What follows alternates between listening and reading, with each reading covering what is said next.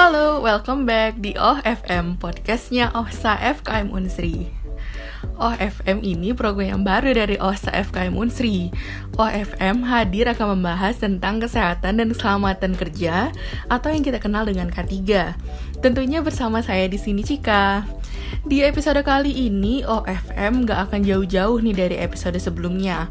Kalau di episode sebelumnya kita membahas tentang K3 konstruksi dan juga peluang sarjana kesehatan masyarakat di perusahaan konstruksi. Nah, di episode kali ini kita akan membahas tentang magang di perusahaan konstruksi. Saudara, dua narasumber kita yang luar biasa hari ini tentunya akan berbagi tips dan pengalaman menariknya. Selamat datang Kak. Boleh nih perkenalan dulu sama teman-teman pendengar OFM. Assalamualaikum, halo selamat malam. Terima kasih nih buat adik-adik sudah ngasih kesempatan buat kakak sharing-sharing tentang pengalaman magang kemarin. Sebelumnya perkenalkan kakak R. Nahda Salsabila, bisa dipanggil Kak Nahda dari K3 FKM 2017. Baiklah, Assalamualaikum warahmatullahi wabarakatuh. Perkenalkan sebelumnya, nama kakak Firda Agustina, biasa dipanggil Firda. Kakak dari kota Prabu Muli asalnya.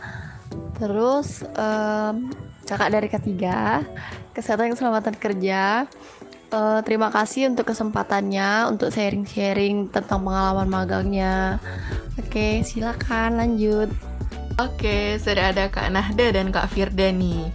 Kakak-kakak sekalian gimana nih kabarnya? Sehat? Alhamdulillah sehat. Alhamdulillah sehat, Allahu Akbar. Alhamdulillah, semoga selalu sehat ya Kak.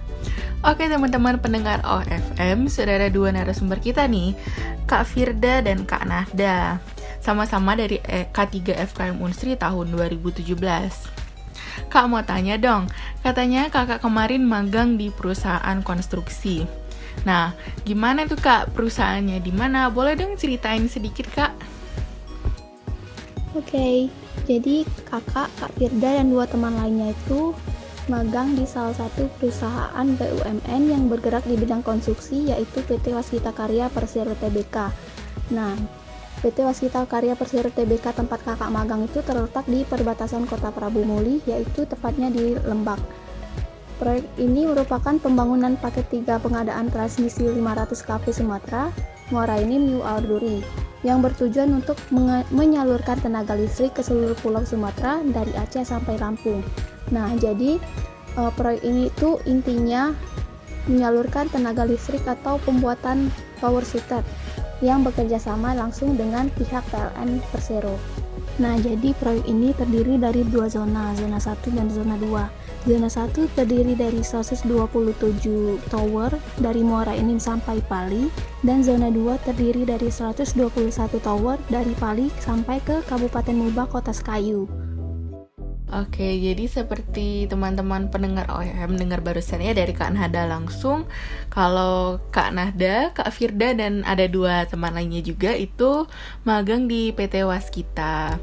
Nah, seperti yang kita tahu perusahaan ini juga bergerak di bidang konstruksi ya Kak.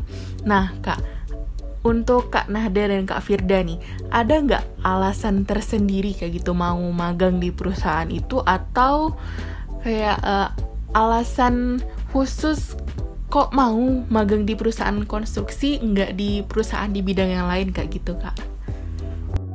Kalau di perusahaan kakak sendiri, proyek yang sedang dikerjakan sekarang itu apa ya Kak? Oke, baiklah, kakak akan menjawab pertanyaannya. Sebelumnya pertanyaannya itu apa sih alasan kakak atau dan teman-teman memilih PT atau tempat tersebut untuk dijadikan tempat magang? Sebelumnya kita tidak pernah berencana akan magang di situ. Sebelumnya kita berencana magangnya di Pertamina. Namun alasan kita tersendiri memilih tempat magang itu karena dia sudah BUMN. Nah, terus kenapa kita memilih konstruksi? Sebenarnya kita nggak kepikiran kalau itu di bidang konstruksi. Namun pas kita lihat itu bergerak di PT Waskita Karya Persero Tbk dengan paket transmisi 500 kV. Nah, kenapa kita memilih itu? Karena kita penasaran gimana sih itu tuh kerjanya gitu. Terus itu tuh ngapain sih? Terus kan itu baru di Kota Prabu Muli, dan sebelumnya itu yang buat kita itu bergerak di proyek tol gitu. Baru ini dengar yang transmisi 500 kp untuk di Sumatera. Jadi kita memilih untuk mencoba gitu, memasukkan dulu proposal. Sebelumnya alasan kita memilihnya karena yaitu BUMN. Kalau untuk alasan yang lain sih mungkin alasan terutama itu yang penting diterima magang, tapi kita harus juga memilih tempatnya, harus melihat kualitasnya gitu. Tapi tidak semua yang jelek itu jelek, tapi tidak semua juga yang bagus itu bagus. Jadi kita jangan melihat dari profilnya karena itu BUMN berarti akan bagus gitu, itu belum tentu. Tapi kalau untuk di zaman sekarang kan ini karena corona, jadi susah untuk perusahaan atau proyek menerima anak magang. Jadi cobalah untuk memasuki proposal, terserah sih PT-nya gimana atau proyek atau bergerak di bidang apa gitu. Yang penting kita diterima terdahulu, dan lihat itu bergerak di bidang apa, terus tentukan tujuan kita bagaimana, akankah kita satu kesatuan, maksudnya tujuannya biar kita tahu maksud kita kalau di sana mau ngapain gitu. Terus berarti ini yang konstruksi itu yang tentang tower itu ya gitu. Ya, benar sekali yang dibilang Kak Nahda. Kita terutama memilih yang terjun ke lapangan. Kenapa? Karena kita lihat dari penilaian kita tersendiri, kalau yang ke lapangan itu lebih banyak pengalamannya di luar, nggak di kantor gitu. Nah, kita lebih memilih yang kerjanya tuh di luar, nggak di kantor terus gitu, ke lapangan, ke hutan atau kemana gitu. Oke, ini bisa jadi catatan juga ya Kak buat teman-teman pendengar OFM yang mau magang. Berarti nggak harus selalu di BUMN ya Kak, bisa di mana aja, yang penting tujuannya dan juga kita ketahui tempat kita magang itu di bidang apa. Oke, kakak bilang tadi alasannya itu karena senang terjun langsung ke lapangan. Nah, kalau kata Kak Nahda tadi itu ada di zona 1 dan di zona 2. Nah, kakak sekalian ini waktu magangnya itu apakah langsung juga datang ke tempat proyek zona 1 atau zona 2 itu, atau bagaimana Kak? Iya Dek, jadi untuk pelaksanaan magang itu kami dikasih jadwal 1 minggu di kantor dan 1 minggu di lapangan. Jadi 2 orang, misal nih 2 orang di kantor 1 minggu ini, tapi 2 orangnya lagi di lapangan. Nanti change, yang 2 orang di lapangan itu balik lagi ke kantor, gitu-gitu terus sampai 1 bulan. Jadi kami ngerasain nih 1 minggu ke lapangan, baik ke zona 1 maupun zona 2. Langsung masuk ke hutan, diajak beneran langsung ke lapangan, langsung ngeliat gimana mereka kerja, gimana pekerjanya, gimana baraknya. Ya pokoknya seru lah, masuk hutan, nyebrang sungai, yang benar-benar nggak bisa kalian dapetin di bangku kuliah. Pokoknya pengalaman yang benar-benar luar biasa sih. Ya, bener yang dibilang Kak Nahda. Jadi kita 2 orang 1 minggunya di kantor dan 2 orang 1 minggunya di lapangan. Nah, untuk zona 1 dan zona 2 itu tidak bergerak serentak deh. Jadi kemarin kita pertama awal masuk magang itu masih bergerak di zona 1. Nah, untuk zona 2-nya itu kan ini proyeknya itu di tengah hutan tuh, yang bener-bener hutan yang belum ada jalan, motor masuk pun itu diterobos. Untuk hutan-hutannya itu diterobos, rumputnya itu diterobos pokoknya. Jadi untuk zona 2-nya itu setelah dari beberapa minggu gitu, pas jalannya sudah aman, kan itu di Pali. Jadi setelah jalannya itu aman, terus yang hutan-hutannya itu yang mobil bisa masuk atau motor bisa masuk, pokoknya yang kira-kira udah bisa dikendalikan yaitu. Terus yang bisa cewek-cewek itu aman. Jadi kita masuk proyek itu karena kita cewek pikiran mereka tuh kita tuh mungkin gini, nggak bisa jaga diri, terus manja, terus dikit-dikit bilang capek gitu. Nah ternyata enggak, setelah kita di lapangan mereka tuh semangat ngajak kita ke lapangan, karena kita tuh nggak pernah ngeluh aduh capek itu, aduh panas itu, nggak pernah, karena kita udah tahu resikonya sebelum kita mau masuk ke proyek tersebut. Maka dari itu kita harus mengetahui dulu itu proyek bergerak di bidang apa gitu. Jadi setelah kita masuk, kira-kira apa sih yang harus kita persiapkan gitu. Kalau kita yang tipenya yang suka terjun ke lapangan, berarti harus siap ambil resiko gitu, harus terjun ke lapangan, ke hutan, panas-panasan, hujan, main becek, terus main rumput-rumput, ular dan lain-lainnya. Jadi kita tuh pas ke lapangannya itu bener-bener ke lapangan, panas-panasan, hujan-hujanan, itu ada yang naik motor, ada yang jalan kaki, ada yang nyebrang sungai pakai perahu gitu. Itu tuh bukan yang proyek yang yang udah jalan gitu kan, ini baru jalan. Jadi itu tuh yang bener-bener pembukaan jalan baru, pembukaan lahan baru. Jadi itu ya jalannya aja belum dibentuk itu. Jadi itu tuh yang bener-bener awal dari kayak pas kita magang tuh itu bener-bener dari nol gitu.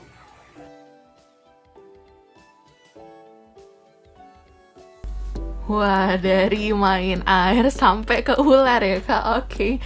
Berarti bener-bener seimbang banget ya Kak kalau misalkan di jadwal seperti tadi antara kita bekerja di dalam, maksudnya magang di dalam ruangannya dan juga magang di lapangannya untuk mengetahui prosesnya secara langsung kayak gitu. Terus juga jarak antara kantornya dan juga zona proyek pengerjaannya itu berarti lumayan jauh. Bukan lumayan lagi, mungkin jauh kali ya Kak. Berarti jadi tantangan tersendiri juga buat kakak-kakak sekalian pas magang. Oke, kita berlanjut nih Kak yang ke selanjutnya.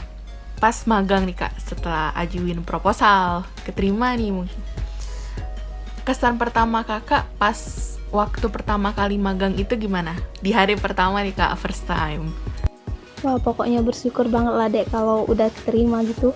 Karena perjuangan kakak-kakak berempat ini susah banget ngedapetin tempat magang, apalagi lagi masa Covid kan. Itu ada kali 1 bulan, karena sebelumnya kan kami punya keyakinan besar buat masuk ke Pertamina nih. Karena ada orang dalam lah, jadi punya keyakinan 100% kita bisa nih masuk Pertamina. Tapi ya gitu, nggak sesuai ekspektasi lah. Jadi karena kami cuman punya plan A yaitu ke Pertamina, jadi kami kelabakan Dek, karena nggak punya plan B, plan C, plan D yang lain.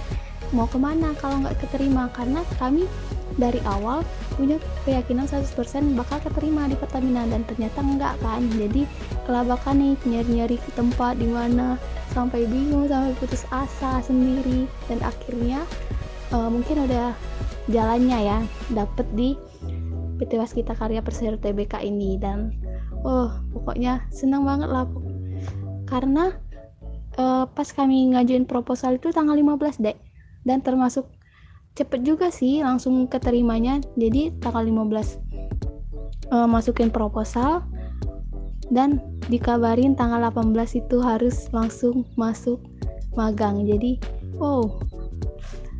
itu lumayan mengagetkan sih bagi kami untuk mempersiapkan gimana magangnya. Terus first impressionnya itu kami kira orang proyek tuh gimana ya Dek, kayak ya nggak kepikir lah gimana, ternyata sebaik itu, sesantai itu. Kayak kami tuh bener-bener di welcome, mereka tuh welcome banget sama kami, dari atasan sampai ke bawah-bawahannya semua. Bahkan sampai kami masuk ke lapangan, ke proyek itu bener-bener para pekerja itu welcome sama kami.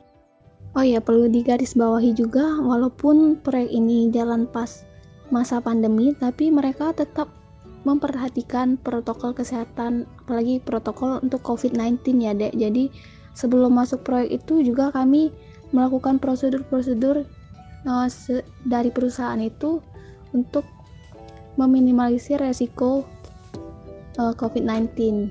Jadi bisa kakak akui sih, untuk upaya preventif COVID-19-nya itu waskita ini terbaik, karena pas hari pertama magang itu kami dikasih safety induction, protokol kesehatan, kayak kesehatannya itu dicek kesehatannya gimana atau suhunya gimana, dan pokoknya penerapannya bagus lah. Iya, awal kesan pertama sih ya, satu, kita udah positive thinking ini bakalan diterima di Pertamina, tapi ternyata ya karena COVID kan, itu kebijakan dari pusat kalau Pertamina itu nggak bisa nerima anak magang. Nah terus kita nggak tahu nih mau magang di mana, yang penting masukin proposal aja terus bisa diterima gitu. Jadi kita pertama datang ke situ, kakak datang ke situ, nanyain di situ bisa nerima anak magang nggak gitu kan. Ya udah, terus katanya ya udah masukin aja dulu proposal gitu. Terus kita ya dalam pikiran gini, oh ya udahlah, kalau terima ya alhamdulillah, kalau enggak ya udah cari lagi gitu.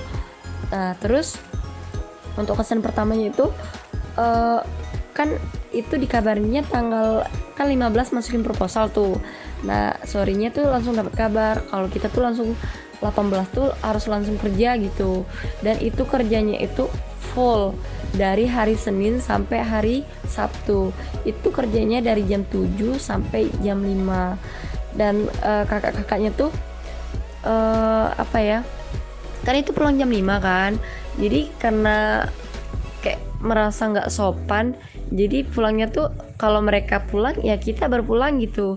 Kalau mereka pulang malam ya kita baru permisi, kayak sudah maghrib itu baru izin pulang. Dan itu kayak bonus lah untuk kita mengenali mereka lebih dalam gitu.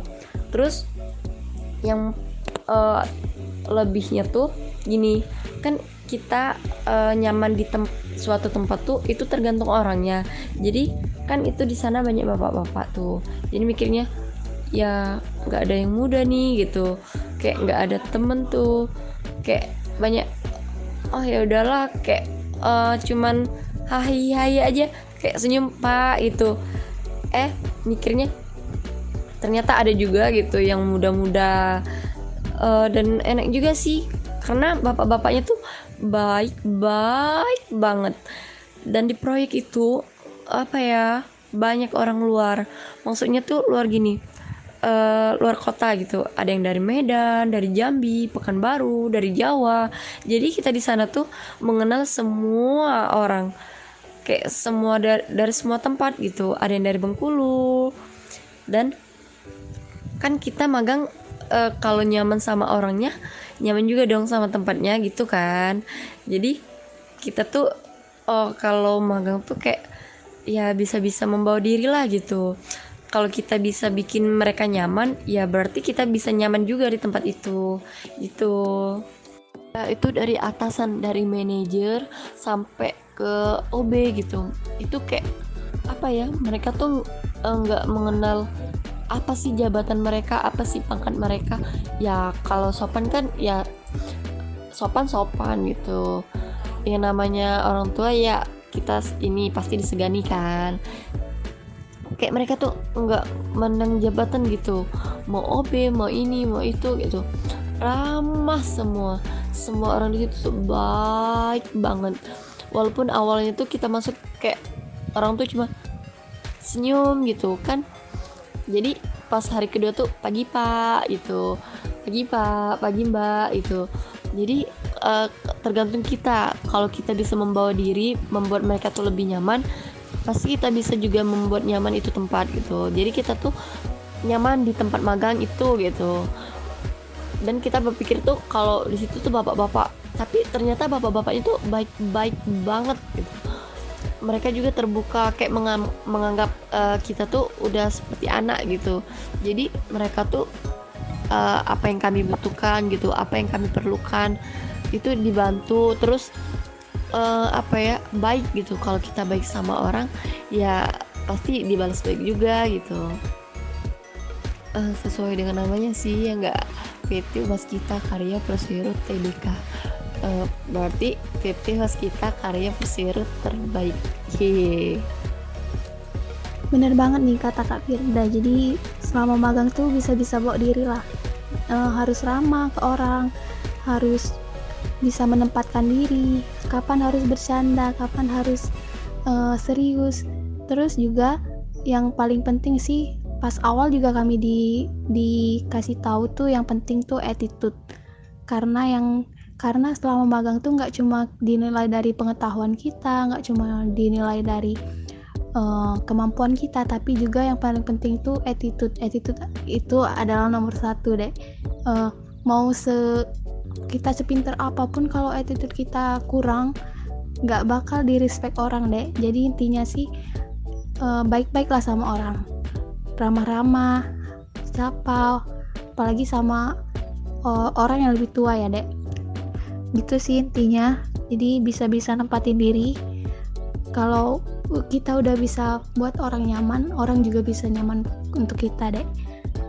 Wah, cepet juga ya Kak. Berarti tanggal 15 pengajuan proposal, tanggal 18 udah bisa mulai magang. Cepet banget dalam jangka waktu 3 hari. Mungkin ini penggantian dari yang plan udah disiapin dengan baik-baik. Tadi mau magang di Pertamina nggak bisa, akhirnya diganti dengan bisa magang di, kata Kak Firda tadi, PT Waskita Karya Persero terbaik nih. Boleh nih orang Waskita nih, kata Kak Firda, PT Waskita Karya Persero terbaik. Oke. Dan juga perlu digarisbawahi buat teman-teman pendengar FM nih, attitude ya Kak, karena kita di tempat kerja mungkin juga jarak umur yang bervariasi dan juga kebiasaan masing-masing orang yang berbeda, tetap harus menjaga attitude kayak gitu.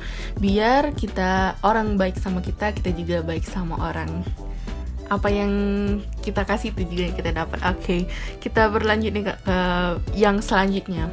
Teman-teman pendengar OFM mungkin pada pengen tahu nih Kak, kalau pas lagi magang itu biasanya dapat pekerjaan apa Kak? Mungkin ada beberapa pekerjaan yang ditugaskan kayak gitu dari atasan atau dari pembimbingnya, seperti itu Kak. Teman-teman mungkin pada pengen tahu nih Kak. Nah, jadi kan sudah kakak jelasin juga bahwa kalau selama magang itu ada jadwal di kantor dan jadwal di lapangan. Jadi selama di kantor itu kami biasanya tiap pagi diajak untuk TBM para pekerja yang ada di workshop, yaitu pekerjaan pembersihan.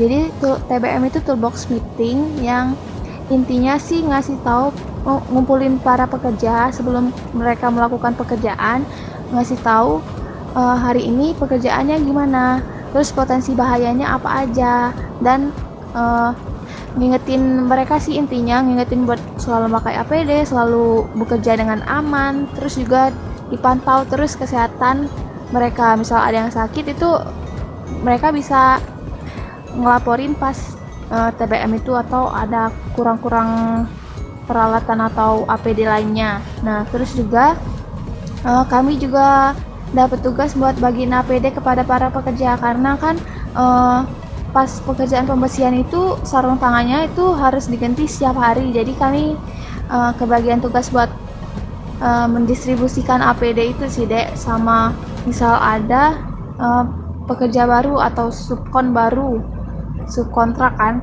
yang baru masuk Waskita, itu kami yang menyiapkan APD-nya.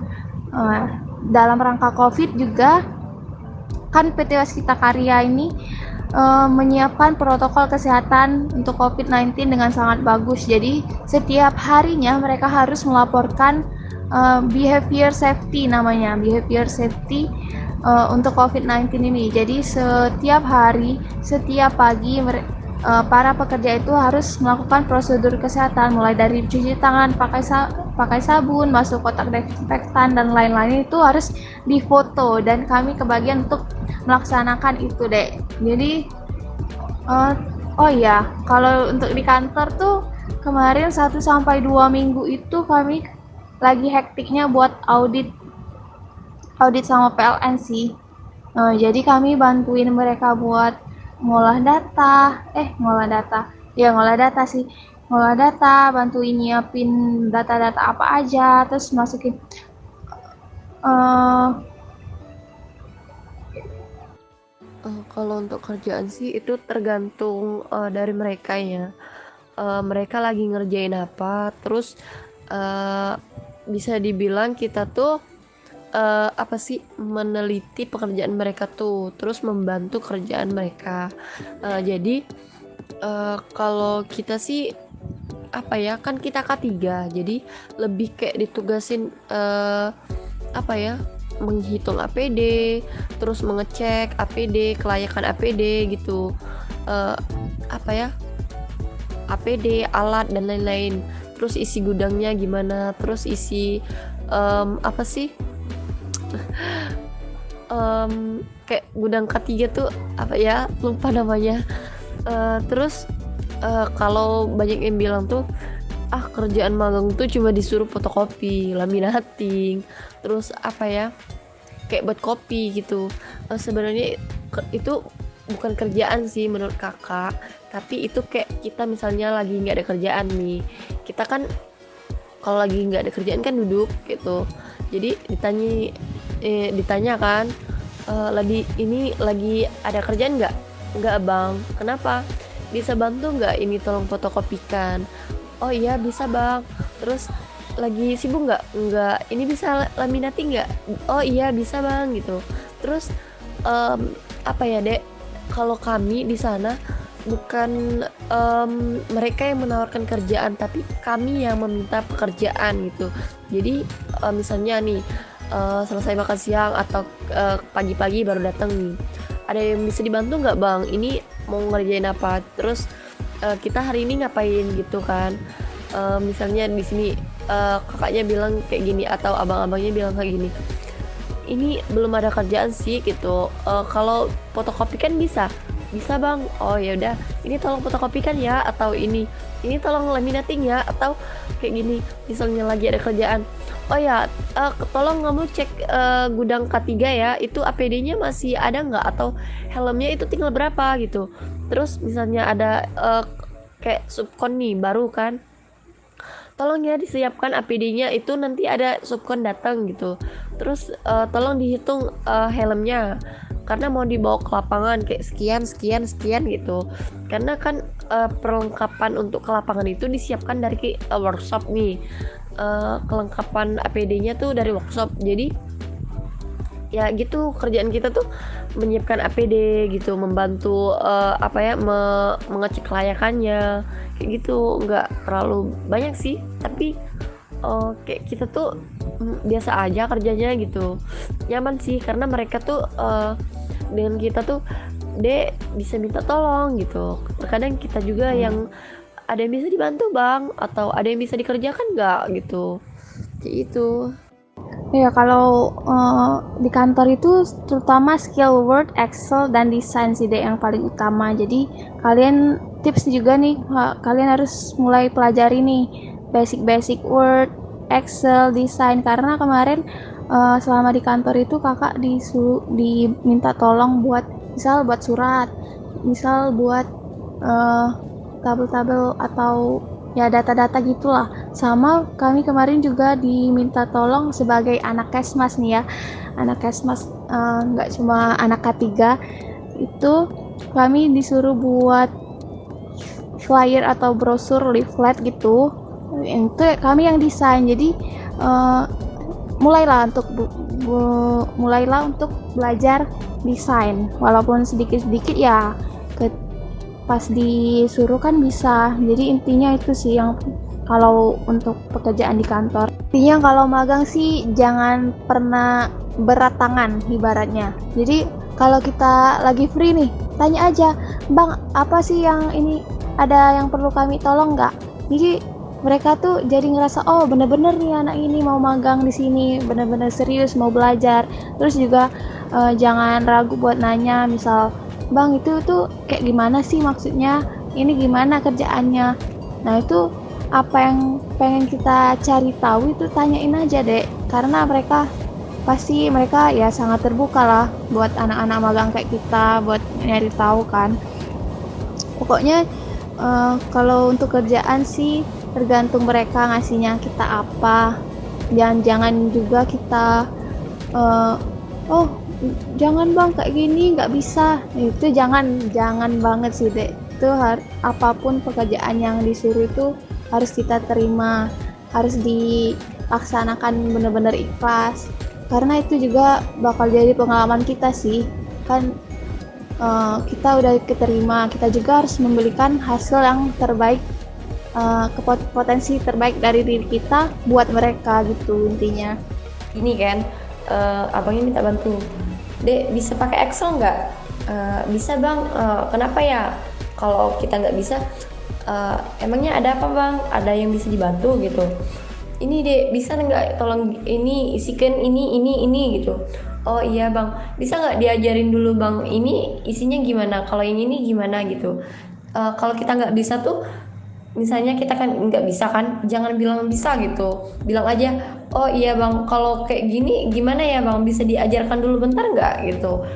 Mereka pasti mengajarkan kok dek, terus mereka juga nggak bakalan berat gitu, pasti mereka membantu dan menjelaskan terlebih dahulu.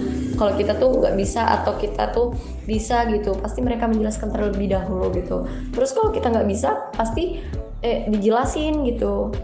Nah, untuk pekerjaan di lapangan itu kami melihat proses kerjanya sih. Jadi kan untuk zona 1 itu baru mulai proses fondasi awal, kayak pengecoran dan lain-lain itu. Jadi kami mengamati tuh, ini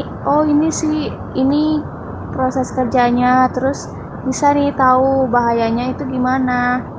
Terus juga kan sudah kakak bilang tadi kalau waskita itu selalu ngadain TBM setiap pagi, jadi tim HSE-nya itu harus ngadain toolbox meeting itu di semua titik di zona 1 maupun zona 2 itu. Jadi di zona 1 itu kan ada beberapa titik, banyak loh titiknya. Jadi yang ada beberapa orang tim HSE itu yang misal satu orang ini pegang 4 titik gitu.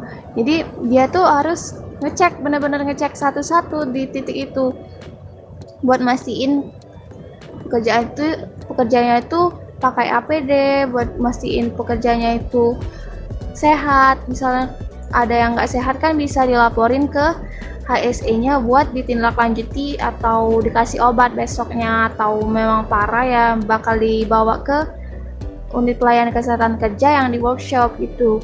Jadi banyak sih yang pengalaman yang bakal kalian dapetin dan yang pastinya biasa. Jadi ya pengalaman kakak sebagai yang udah ngalamin kerja di kantor maupun kerja di lapangan itu ya, kalau kerja di kantor itu kita capek pikiran deh, tapi kalau kerja di lapangan kita capek fisik. Nah jadi tergantung adik-adik mau pilih yang mana, mau tergantung passion juga sih. Kita tertariknya ke kantor nih, oh nggak bisa ke lapangan berarti.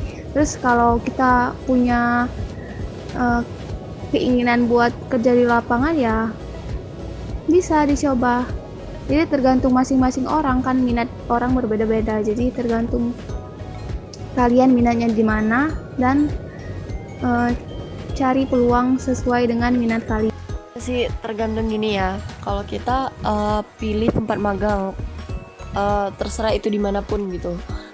Misalnya nih gini, kakak minatnya lebih kayak ke kantor gitu, tapi jatuhnya ke lapangan terus. Ke kantor sih tapi jarang gitu kan, kayak misalnya proyek gini kan, kalau mereka ngajak ke lapangan ya ke lapangan gitu, kalau disuruh mereka di kantor ya di kantor. Kita nggak bisa milih kita harus di kantor atau di lapangan. Ya memang benar kita harus passion kita lebih minat ke kantor atau ke lapangan. Tapi yang namanya kita kan apa ya dek, kan kita yang minta nilai sama mereka. Jadi ya bisa-bisa kita yang kayak apa ya, menerima diri gitu. Oh aku magang di sini berarti aku harus siap dong ke lapangan. Atau enggak misalnya kita maunya ke lapangan tapi di kantor terus. Jadi ya di kantor terus nih gitu. Kita harus siap itu misalnya ditempatkan di kantor gitu, berarti kita harus siap kalau kita tuh di kantor terus harus siap juga kalau kita tuh di lapangan terus. Misalnya kita dikasih abangnya atau kakaknya atau bapaknya ini di lapangan gitu. Sebenarnya kalau kayak gitu tuh sebenarnya nggak bisa milih kita harus di mana, karena kan kita yang minta nilai sama mereka, jadi kita harus mengikuti apa kemauan mereka gitu. Oke, berarti harus pandai-pandai memposisikan diri ya Kak. Terus juga kita harus benar-benar tahu kalau magang itu bukan sekedar magang, tapi harus juga bisa mencari manfaat dari magang itu tadi ya Kak. Dan juga yang perlu kita baris bawahi lagi buat teman-teman pendengar OFM, sama dengan episode sebelumnya, yang penting adalah passion. Kita mau kerjanya yang seperti apa dan gimana, itu menyesuaikan dengan diri sendiri, passion sendiri, dan jangan ikut-ikutan orang lain. Oke, terakhir ini Kak, jika pengen supaya bisa diingat sama teman-teman semua, boleh dong kakak kasih buat Kak Nahda sama Kak Firda nih, kasih tips and trick atau pesan deh buat teman-teman pendengar OFM yang mau magang dalam 3 kalimat supaya diingat sama teman-teman nih Kak.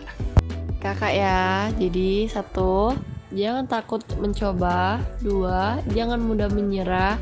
3, harus tetap semangat. Dan yang penting kita harus berdoa dan yakin kalau kita tuh bisa. Gak mungkin orang lain tuh bisa, kenapa kita enggak? Ya, terus gini ya, nanti kan kalian tuh pasti gini, kayak kakak-kakak, ya mereka udah magang, kita belum, kapan ya gitu.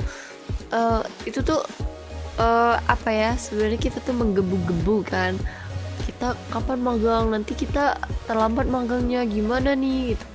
Terus itu tuh kita harus pintar-pintar mencari informasi dan jangan takut bertanya. Terus harus datang ke lokasi gitu, harus datang ke kantor, bener-bener pastikan mereka terlebih dahulu bisa menerima anak magang atau enggak gitu kan. Karena COVID ini kan banyak perusahaan yang tidak menerima dan tidak membuka lowongan untuk penerimaan magang nih. Jadi kita tuh harus berani datang, bertanya, mencari informasi apakah mereka bisa menerima anak magang atau enggak gitu. Jadi jangan mudah menyerah, jangan takut mencoba, dan harus tetap semangat. Oke, dari Kak Firda harus tetap optimis dan juga harus diiringi dengan doa. Terus juga manfaatkan informasi dan cari informasi sebanyak-banyaknya. Nah, kalau dari Kak Nahda nih, pesan atau tips and trick buat teman-teman OFM yang mau magang dalam 3 kalimat nih Kak. Nah, jadi sedikit tips nih buat adik-adik sekalian buat magang. Jadi mulai sekarang cari temen yang bakal jadi kelompok magang kalian sesuai passion kalian ya. Misal bertiga nih punya passion buat kerja milik perusahaan yang langsung turun ke lapangan. Nah, itu bisa kalian jadi buat kelompok magang. Terus juga tentuin mau perusahaan apa, apakah di bidang migas, konstruksi, atau apa. Terus juga mulai cari channel atau kenalan, karena itu sih link itu perlu banget sih Dek, tahu the power of orang dalam. Jadi selain membantu juga itu bisa mastiin kita bisa keterima atau enggak, tapi enggak semuanya pasti ya Dek, kayak pengalaman kakak. Jadi salah satu manfaat the power of orang dalam tuh ya penting juga. Terus juga buat list perusahaan yang dituju berdasarkan prioritas dan kemungkinan terbesar diterima. Misal nih, plan A, ini besar keterimanya, kemungkinan keterimanya besar, berarti dia harus ada di list paling atas. Tapi juga kita harus membuat plan yang lainnya. Misal nggak keterima yang di atas ini, kita mau ngajuin di mana? Buatlah sebanyak mungkin atau yang kalian bisa lah. Terus juga buat banyak plan Dek. Plan A kesini.